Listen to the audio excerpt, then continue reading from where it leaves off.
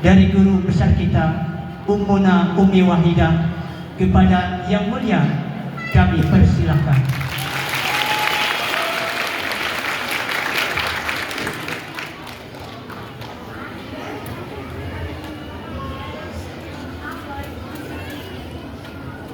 Assalamualaikum warahmatullahi wabarakatuh.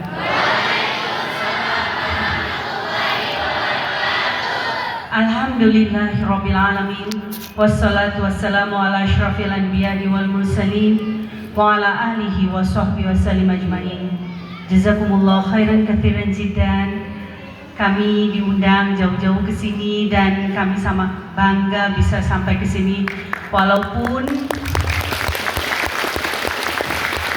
lebih dekat saya balik ke negeri saya Singapura daripada ke sini.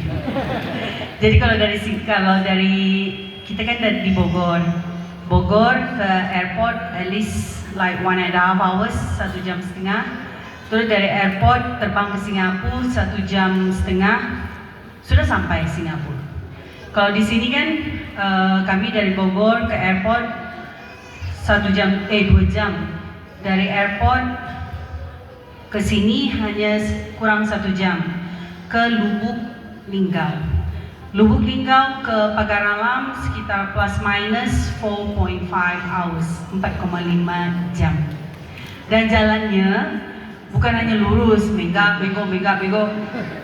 Alhamdulillah ada bantal di leher, jadi tidak terlalu sakit lah. Cuma itu adalah pengalaman yang tidak bakal dilupakan. Insya Allah masih sehat bisa datang lagi. Insya Allah. Jazakumullah khairan katsiran jiddan. Ustadzah, terutama Ustadz Abdul Majid. Dan detik ini Umi baru tahu ternyata Ustadz Ian namanya sebenarnya Ustadz Abdul Majid. Karena di pesantren Al Asriyah Nurul Iman Parung Bogor sering dipanggilnya Ustadz Ian. Ian apanya? Habib Hasan Ian Kasela. Bukannya nama penyanyi tuh. Tapi itu memang julukan mungkin Habib Hasan ke Ustadz Abdul Majid. Jadi Ustadz Abdul Majid, terima kasih banyak. Ustadzah Eli Siti Rofiqah. Bayangkan dari 23.000 santri di Al Asriyah Nurul Iman, yang Umi ingat nama penuhnya adalah Ustadzah Eli Siti Rofiqah. Dari 23.000 santri yang mondok di pesantren Al Asriyah Nurul Iman. Terima kasih banyak panitia, donatur, wali-wali santri sudah menjamu kami dengan sangat-sangat istimewa. Makanan yang paling saya suka adalah tempoyak. Karena saya orang Melayu. Jadi Bapak Ibu, Ustaz-Ustazah kalau tahu saya lahir dan besar di Singapura.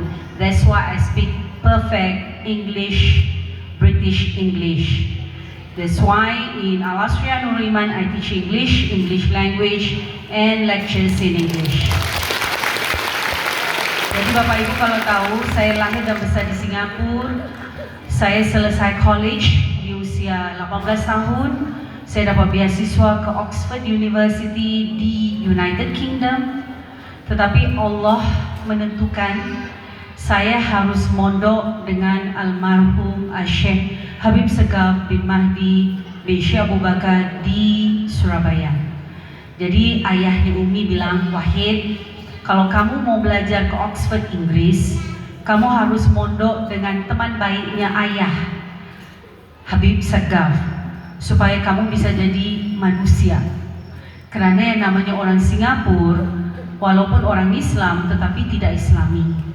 Jadi di Singapura laki perempuan campur aduk, biasa pakai baju you can see everything, tidak tutup aurat, tidak pakai apalagi pakai jilbab.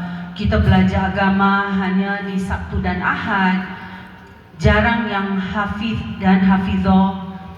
Dan dari situ ayahnya Umi khawatir kalau Umi ke Inggris, takut yang paling berat adalah murtad. Jadi kita sebagai orang tua, sebagai ustadz-ustadzah, tolong perhatikan anak-anak santri kita, anak kita sendiri, keturunan kita sendiri. Karena di zaman sekarang pemurtadan itu sangat banyak dan sangat mudah. Sudah ada dalilnya, pagi hari dia muslim, sore dia kafir. Bisa aja sore dia muslim, paginya dia kafir. Saking mudahnya orang-orang keluar dari agama Islam yang agamanya yang sangat sempurna.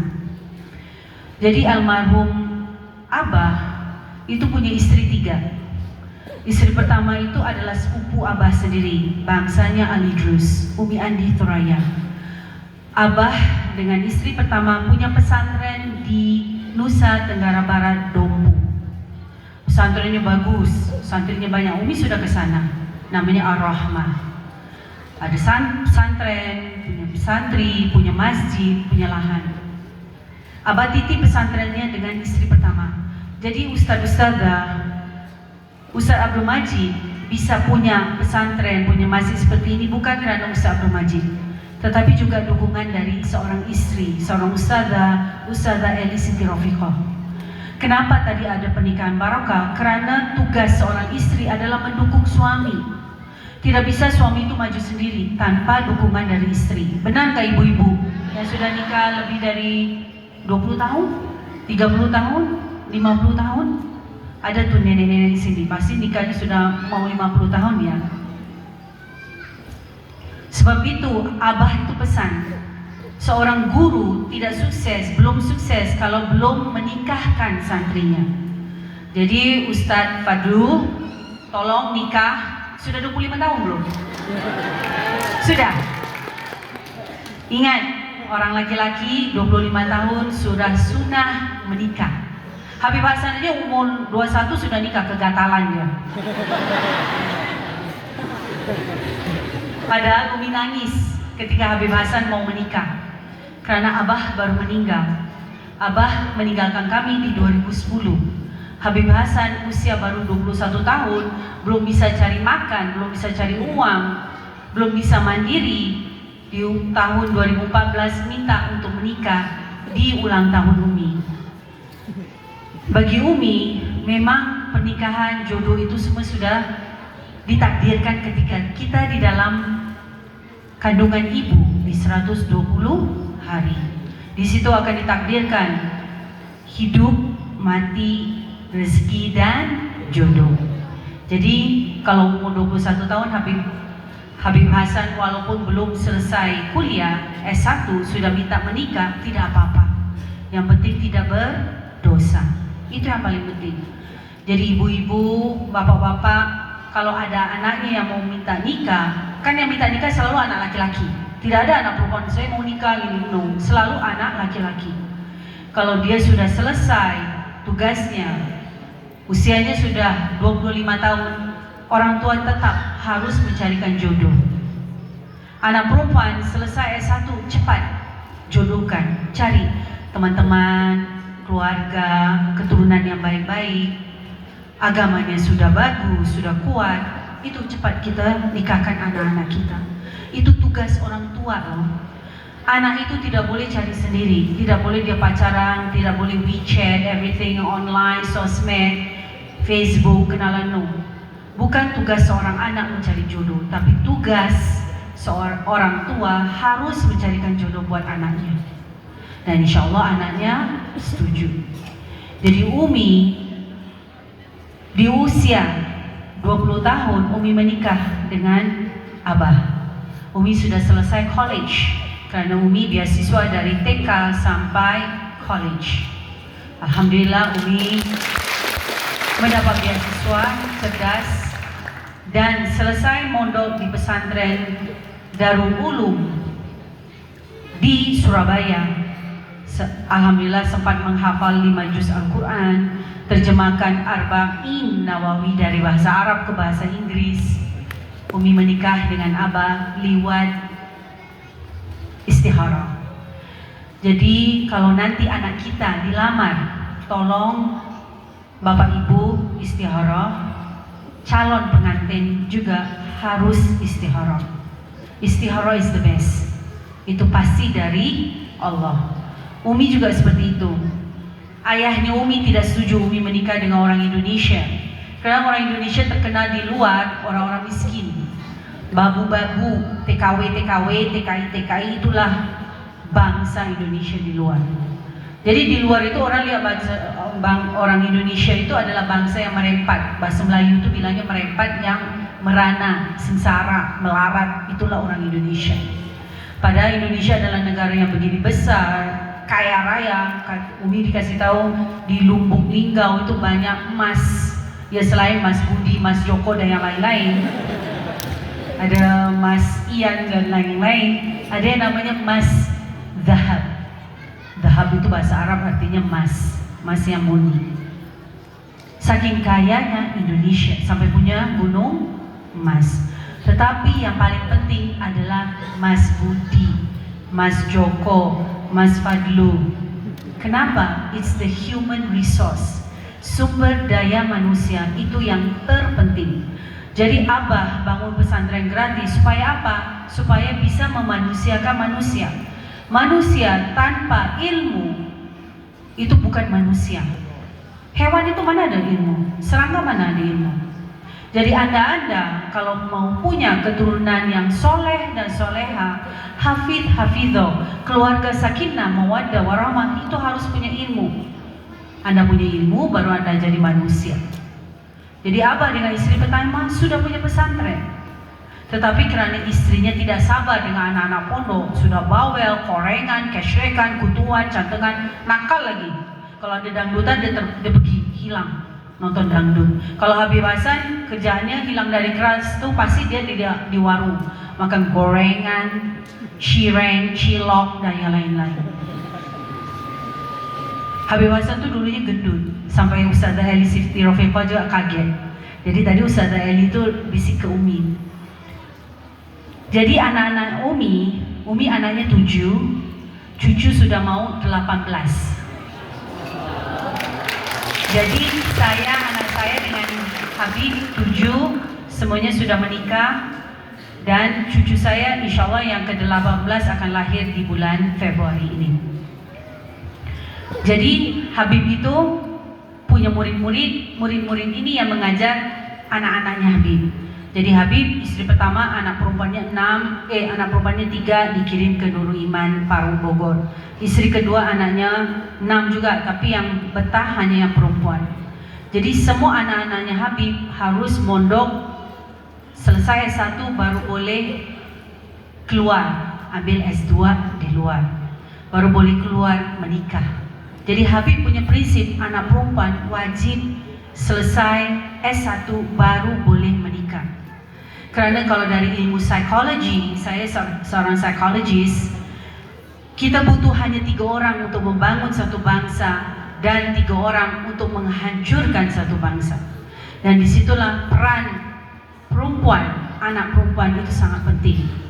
Karena orang yang pertama yang membangun dan menghancurkan satu bangsa adalah ibu. Ibu pasti perempuan kan, ada nggak ibu yang laki-laki? Tidak ada. Pasti ibu-ibu ini dari perempuan. Kedua adalah guru. Dan guru selalunya perempuan lebih sabar dari guru yang laki-laki. Lihat aja tadi Ustaz Ian sampai lempar sandal. Awas dia, anak saya dilemparin sandal. Tapi bagus, karena Habib Hasan itu memang nakal. Umi kalau ngajar dia duduk di depan. Tapi kalau guru lain yang mengajar Habib Hasan, dia duduk di belakang. Sudah bawa makanan, makan dari kerjaannya dia. Kalau kakak-kakaknya 6 orang makan gak habis, dia yang habisi. Jadi tong sampah. Semuanya di recycle. Tapi Habib Hasan juga yang selalu bantu pondok, yang ke lapangan. Jadi ketika Umi hamil, ibu-ibu ya yang akan hamil atau yang sedang hamil, bagi yang sudah kadaluarsa, yang sudah menopause ya kasih tahu untuk anak-anaknya, cucu-cucunya. Saya setiap hamil, saya selalu membaca surah Maryam, surah Nabi Yusuf, dan surah Luqmanul Hakim. Saya sering pasti baca maulid antara maghrib dan isya. Saya jarang baca ratib al-hadad, ratib al-tasnu. Jadi dulu waktu saya di Singapura, saya sering baca ratib. Terus Abah bilang, Wahid, baca Al-Quran yang afdal. Apalagi kalau sedang hamil dan ingin hamil. Itu yang saya lakukan. Ketika saya hamil Habib Muhammad, itulah pertama kali saya mimpi Rasulullah SAW. Ketika saya hamil Habib Hasan, saya mimpi Rasulullah Sallallahu Alaihi Wasallam dan pedangnya Rasulullah Sallallahu Alaihi Wasallam. Apa nama pedangnya Rasulullah Sallallahu Alaihi Wasallam? Siapa yang tahu? Dzulfiqar. Pedangnya itu ada, contohnya di museum Topkapi di Istanbul. Panjang. Pedangnya itu setinggi manusia. Jadi ketika saya hamil Habib Hasan, saya dengar azan, saya mimpi ada azan, terus ada suara, Nabi Muhammad jadi imam, Nabi Muhammad jadi imam. Sebelumnya saya mimpi Nabi, jadi dalam mimpi itu saya mimpi ada pedang setinggi saya, dijaga oleh 2 malaikat pakai baju putih, tangannya seperti ini. Saya kan hamil Habib Hasan, saya lari, wah ini pedangnya Nabi, saya gosok-gosok perut saya, berkah ini, pedangnya Nabi, insya Allah anak saya akan membela agama Islam sampai turunannya, sampai kiamat. Saya doa. Terus tiba-tiba dengar azan, terus ada suara, Nabi jadi imam, lari saya, padahal saya ini hamil besar, saya lari. Rasulullah SAW berdiri di depan, saya langsung berdiri di belakangnya Rasulullah SAW. Sholat berjamaah dengan Rasulullah SAW. Saya bangun dari mimpi, saya bilang dengan Abah, saya mimpi Nabi. Apakah benar Nabi Muhammad punya pedang? Saya nggak pernah tahu Nabi Muhammad itu punya pedang. Terus Abah bilang, iya, namanya Dzulfiqar. Terus saya tanya Abah, di mana pedangnya itu? Abah bilang, ketika Rasulullah SAW sedang sakit, Rasulullah SAW memerintahkan Sayyidina Ali, ya Ali, ambil pedang itu, Dzulfiqar, buanglah ke laut merah. Sayyidina Ali, iya Rasulullah, bawa pedang itu. Sayang, ini pedangnya Rasulullah SAW loh, masa dibuang aja ke laut? Akhirnya Sayyidina Ali sembunyikan. Terus Rasulullah SAW panggil, ya Ali, bagaimana? Sudah kamu buang pedang itu? Sayyidina Ali bilang, sudah. Rasulullah SAW bertanya, apa yang terjadi? Tidak ada apa-apa. Oh, kamu bohong. Sekarang juga kamu buang pedang Dzulfiqar ke laut merah. Akhirnya dibuang. Ketika Sayyidina Ali melempar pedang itu, Dzulfiqar, ke laut merah, tiba-tiba keluar tangan dari langit dan menyambut pedang itu, diangkat ke langit. Sayyidina Ali balik dan memberitahu Rasulullah SAW apa yang terjadi, dan Rasulullah SAW menjawab, benar, berarti kamu benar-benar sudah membuang pedang Dzulfiqar. Abah bilang, Wahid, anak kita laki-laki, kasihlah namanya Hasan Ayatullah. Waktu itu sudah sibuk Ayatullah Khomeini, akhirnya kita dituduh Syiah karena namanya Ayatullah. Tapi kami ini Sunni Asy-Syafi'i, bukan Syiah. Abah bilang, anak ini akan menjadi jenderal, dia akan jadi orang yang berani. Dan benar, ketika Abah meninggalkan kami, Habib Hasan lah yang dampingi Umi. Walaupun Umi yang nyetir, Habib Hasan dampingin Umi. Kami ke sawah, kami punya sawah di Karawang 200 hektar, dan sekarang kami sudah punya penggilingan beras di Karawang. Kami juga punya kebun kopi dan hutan kayu di Lampung, karena saya senang minum kopi. Jadi Abah bilang, Wahid, kamu kan suka minum kopi, saya belikan kamu kebun kopi wakaf. Jadi kamu tidak boleh jual, tidak boleh gadai, tapi kamu harus mengolah kopi itu untuk kamu minum sendiri. Jadi Abah itu punya prinsip, apa yang kita inginkan, apa yang kita butuhkan, kita harus produksi sendiri, supaya bisa kita tahu itu jelas halalan, thayyiban wal barokah. Di sini kan juga banyak kebun kopi. Insyaallah pesantren Nurul Iman, nama apa ya? Manzilul Barakah, bisa punya kebun kopi, bisa punya kebun yang lain-lain, apokat tadi saya lihat, kebun pisang, dan insya Allah punya tambang seperti di Nurul Iman Parung Bogor, kami punya tambang batu bara. Insya Allah kami usaha untuk bisa mendapatkan tambang emas. Supaya apa? Supaya wakaf. Jadi pesantren Al Asriah Nurul Iman itu tidak ada donatur. Jadi ketika Abah meninggalkan kami, semua donatur dari seluruh dunia duduk. Saya bilang dengan mereka, tolong jangan tinggalkan Al Asriah Nurul Iman Parung Bogor. Walaupun Abah Habib Segaf sudah tidak ada, masih ada santri 23.000 yang gratis dari tempat tinggal, makan, kesehatan, dan pendidikan. Bantulah saya belikan beras. Saya nggak minta apa-apa. Tahu nggak mereka bilang apa? Ini orang kaya-kaya di seluruh dunia. Ada yang punya tambang, ada yang punya kapal,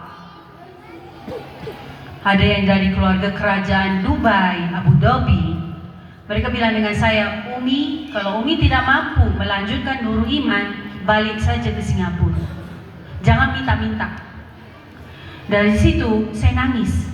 Saya bilang dalam diri saya, ya Allah, hanya Engkaulah yang maha kaya. Engkau yang maha mengetahui. Saya hanya manusia biasa. Saya tidak punya kekuatan, apalagi saya seorang perempuan. Jadi sampai sekarang satu-satunya pesantren yang bosnya adalah seorang perempuan adalah pesantren Al Asriah Nurul Iman Parung Bogor.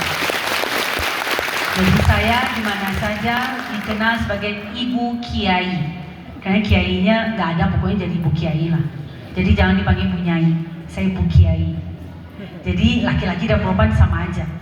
Karena saya masuk ke sawah, ke kebun kopi, hutan kayu di Lampung, dan ke tambang batubara milik wakaf saham untuk pesantren Al Asriah Nurul Iman. Insya Allah seperti itu juga pesantren pesantren Nurul Iman Manzilul Barokah di Pagar Alam juga akan manajemennya seperti itu. Jadi jangan tergantung sama donatur, jangan tergantung sama crowdfunding, fundraising. Crowdfunding itu ngumpul-ngumpulkan dana, mau bikin acara yuk kita ngumpul-ngumpul. No, harus istiqomah, harus punya usaha. Santri harus dididik untuk menjadi pengusaha. Seperti siapa? Seperti Sayyidatina Khadijah, seperti Sayyidina Utsman bin Affan. Orang-orang kaya raya yang punya wakaf. Percuma orang kaya tapi tidak punya wakaf. Saya ingatkan ya, Habib itu pesan ke kami, Wahid, saya tidak pernah meninggalkan warisan. Yang saya tinggalkan adalah wakaf buat santri Al Asriah Nurul Iman Parung Bogor. Sampai kiamat harus gratis. Jalani itu Wahid. Sawah kita, penggilingan beras kita, kebun kopi, hutan kayu, pabrik roti, pabrik tahu, tempe, Sulaiman, susu kedelai Nurul Iman, pabrik roti, pabrik tabus, tata busana, itu semua ada di Nurul Iman. Jadi Abah meninggalkan 25 usaha, sekarang sudah 65 unit usaha mendukung pendidikan gratis di Al Asriah Nurul Iman. Jadi wali-wali santri mau bantu apa? Saya bisa bantu apa? Oh, saya punya ilmu, saya bisa bordir. Saya ngajar santri Nurul Iman. Itu yang terjadi di pesantren Nurul Iman Parung Bogor. Karena apa? Santri kalau hanya belajar kitab, hafal Quran, Abah pesan, besok-besok dia akan jual ayat, besok-besok dia akan jual agama. Saya ini hafid loh, saya ini hafidho. Berapa amplop yang saya akan terima ketika jalan ke sini? Saya kemarin tuh ketika jalan ke sini udah memang susah payah ya. Saya bilang dengan Ustaz Abdul Majid, saya nggak mau tanya amplop. Kalau ada amplop, kasihkan ke pesantren Nurul Iman Manzilul Barokah. Yang penting saya naik pesawat harus Garuda karena saya bela bangsa Indonesia. Kalau kemarin kita terpaksa naik Superjet yang punya si Pitung, sipit cari untung. Dan saya mohon maaf ya, kalau ada produk made in Indonesia, Muslim Indonesia, itu yang saya dukung. Saya tidak mau pakai produk orang non Muslim. Untuk apa kita kasih kaya dia? Dia nggak pernah mengeluarkan zakat, nggak pernah mengeluarkan sedekah, tidak pasti tidak akan meninggalkan wakaf. Jadi Bapak Ibu, Ustaz-Ustazah, kalau mau berusaha, berusahalah dengan orang Muslim. Itu ada berkah. Saya juga seperti itu. Apa yang saya pakai dari atas sampai bawah semuanya dari Muslim. Saya beli dengan orang Islam, diproduksi oleh orang Islam. Sama seperti Nurul Iman. Santri dari kepala sampai kaki semuanya diproduksi di Nurul Iman. Sampai kami punya pabrik sendal karena tiap hari sendalnya digosok. Kami punya pabrik kopiah sampai sudah diekspor ke Afrika. Kami punya pabrik mukena, busana muslim, semuanya kami produksi sendiri. Santri-santri kami yang selesai S1, mereka harus pengabdian 2 tahun, harus ikut di uni-uni usaha. Ketika mereka selesai, mereka akan menjadi bos. Mereka akan menjadi pengusaha. Jangan jadi, mohon maaf, pegawai. Apalagi pegawai negeri. Itu pesan Abah. Kenapa? Kalau kita mau jadi pegawai negeri, kita nggak bakal bisa kaya kalau nggak korupsi. Benar nggak? Kalau pegawai negeri punya moge, motor gede yang harganya 1 miliar depan rumah, pasti korupsi. Kita tahu kan gaji dia berapa, plus benefitnya berapa sih? Masa dia bisa mampu beli moge, motor gede kalau dia tidak korupsi? Yang paling bagus jadi pengusaha, menjadi pedagang seperti Rasulullah SAW. Itu adalah profesi para nabi dan para rasul. Pendidik, dai, dan menjadi pengusaha dan pedagang. Berkah. Seperti Ustadz Ian, Ustadz Abdul Majid punya stand di pasar. Jualan apa? Pakaian. Gak apa-apa, berkah. Alhamdulillah santri masih bisa gratis 400 orang. Tidak apa-apa. Yang penting harus gratis. Karena ilmu milik Allah, bukan milik kita. Kita tidak boleh kasih harga ilmu itu, karena itu milik Allah. Kenapa Umi bilang milik Allah? Tiba-tiba Anda ini orang alim, hafal Quran, juki balik atas bawah depan belakang semua udah bisa. Mau tanya saya dari tengah, dari atas, dari bawah, oh saya hafal semuanya. Kitab-kitab, semua kitab-kitab saya sudah baca. Saya fasih bahasa Arab, bahasa Inggris, bahasa Mandarin, bahasa Jepang seperti di Nurul Iman Parung Bogor. Tiba-tiba jalan ke depan ditabrak motor, langsung jadi goblok. Bisa. Berarti ilmunya sudah diambil oleh Allah. Jadi harus hati-hati, ilmu itu harus gratis karena itu milik Allah. Umi ngajar, pada Umi ditawarin. Kalau Umi ngajar, 1 kali Umi bicara kuliah kemarin di Amerika, Umi dibayar 170 juta untuk bicara 1 jam. Dan Umi tak minta. Umi hanya minta tolong dibayarkan tiket pesawat, dibayarkan hotel. That's it. Tapi Umi dibayar 170 juta 1 jam bicara. Sama seperti di sini, Umi nggak minta. Yang penting tolonglah bayarkan tiket pesawat kalau bisa Garuda. Karena Lubuk Linggau tidak ada Garuda, terpaksa naik Superjet. Terus nggak apa-apa, Umi bilang nanti Umi pulang dari Palembang baru naik Garuda. Jadi Habib, istri pertama punya pesantren di NTB, Dompu, Nusa Tenggara Barat. Habib balik, Abah balik ke tanah Arab cari guru-guru laduni. Setelah beberapa bulan balik, bubar. Pesantrennya diganti, akte yayasannya dari nama Abah diganti ke nama temannya Abah yang hafid Al-Quran lulusan dari Mesir. Jadi tidak menjamin Anda hafal Quran lulusan dari Mesir ke lulusan dari Ummul Qura untuk menjadi orang yang jujur. Bayangkan pesantren itu diganti akte yayasan dari nama Abah ke nama temannya Abah. Hilang pesantren, tanah-tanahnya, gedung-gedungnya diambil alih oleh temannya Abah yang hafid Al-Quran.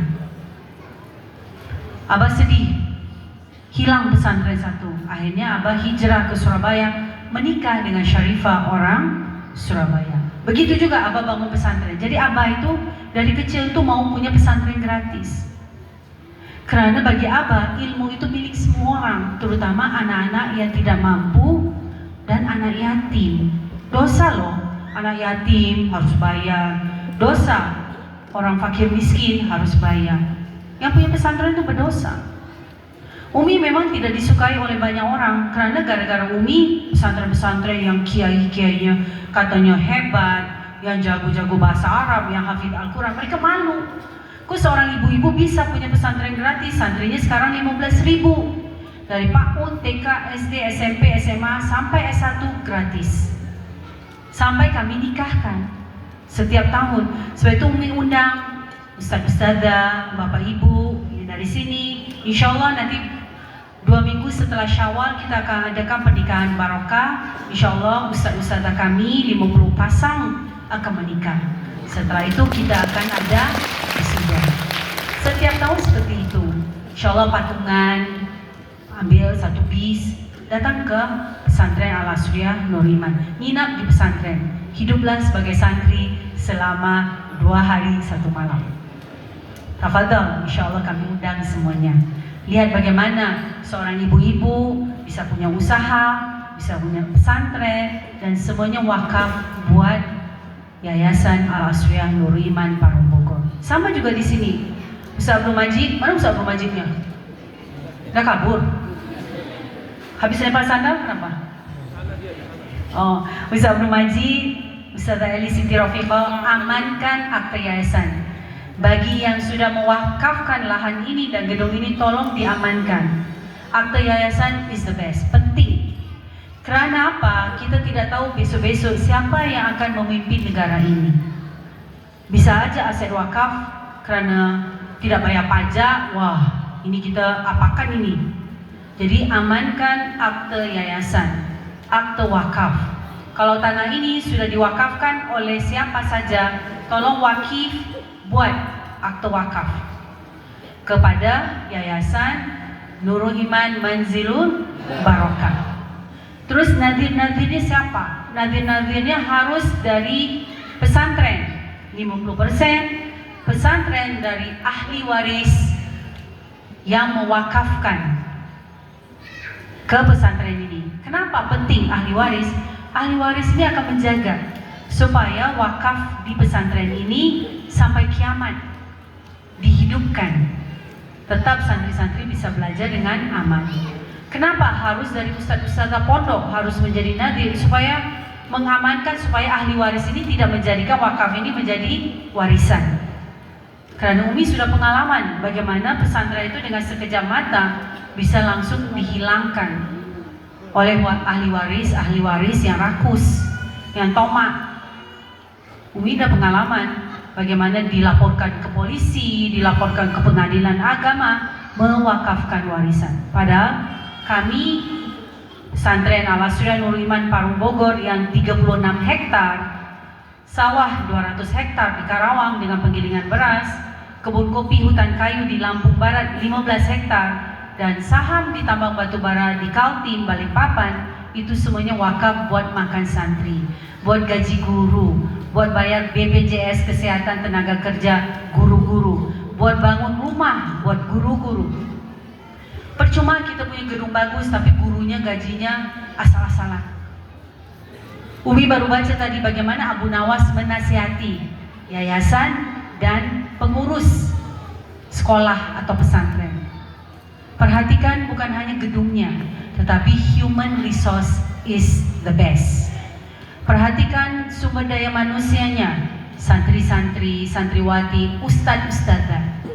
Harus diberikan ketenangan, harus dapat bisyarah, dapat gaji, harus disiapkan perumahannya, harus dibayarkan BPJS kesehatan tenaga kerjanya. Harus ada tabungannya, tabungan emas batangan seperti di pesantren Al-Asriyah Nur Iman Parung Bogor. Santri harus dikasih makanan yang bergizi. Jangan makannya cilok, cireng, gorengan, akhirnya jadi cashrekan. Jadi makamnya belum sampai kalau belum ada korengannya. Dan korengannya bisu-bisu besar-besar lagi. Jangan. Harus seminggu sekali harus makan daging.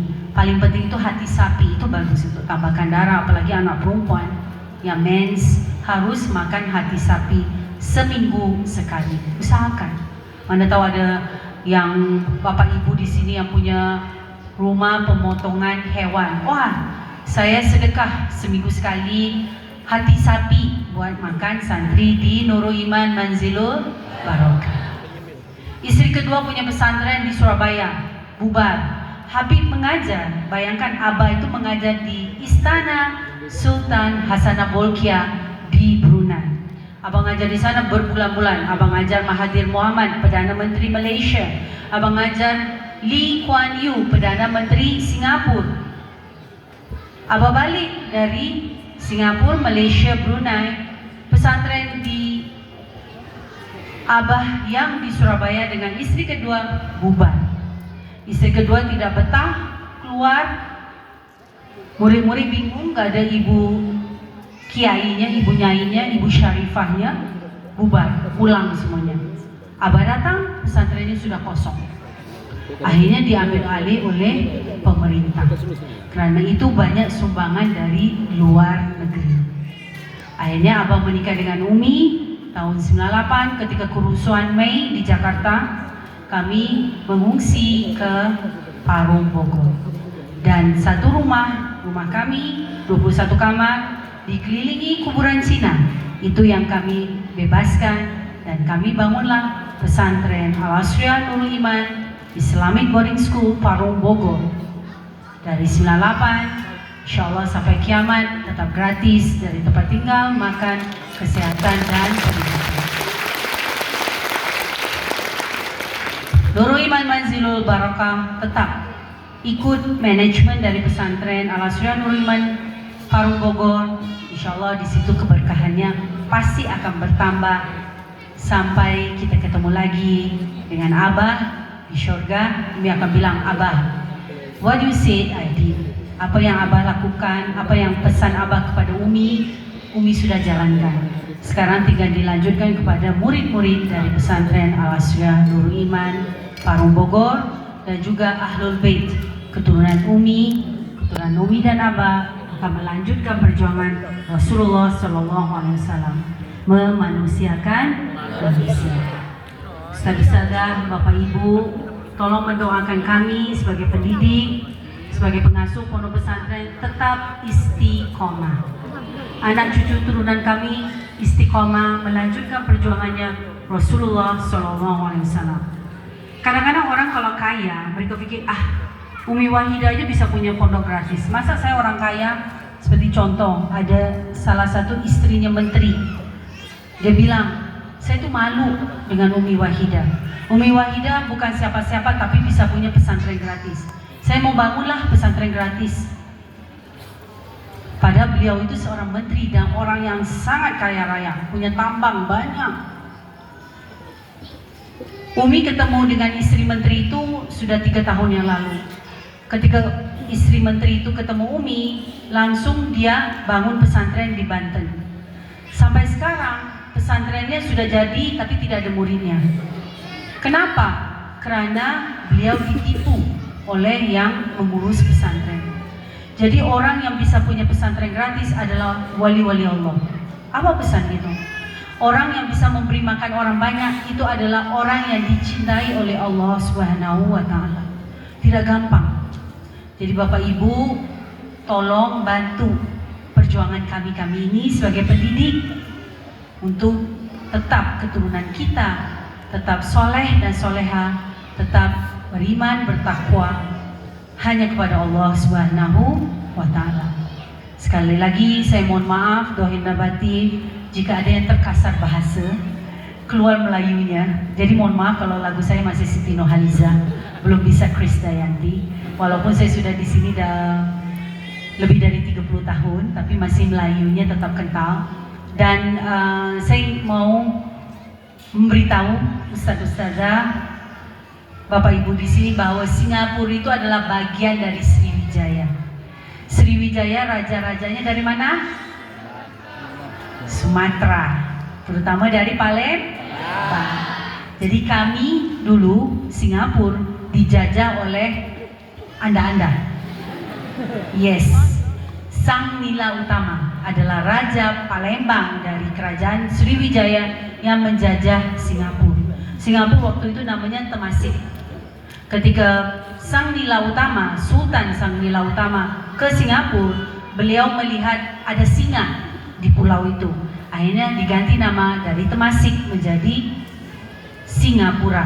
Singa, hewan singa, pura artinya kota. Dan itu adalah nama yang diberikan oleh Sultan dari Sriwijaya, Sang Nila Utama. Jadi kita harus bangga. Keturunan kita, nenek moyang kita adalah pejuang-pejuang, dan mereka semua adalah orang-orang yang mendidik rakyatnya untuk menjadi rakyat yang amanah, fatonah, siti. Tujuannya untuk apa? Untuk tabligh. Sekali lagi mohon maaf doain dan batin. Wassalamualaikum warahmatullahi wabarakatuh.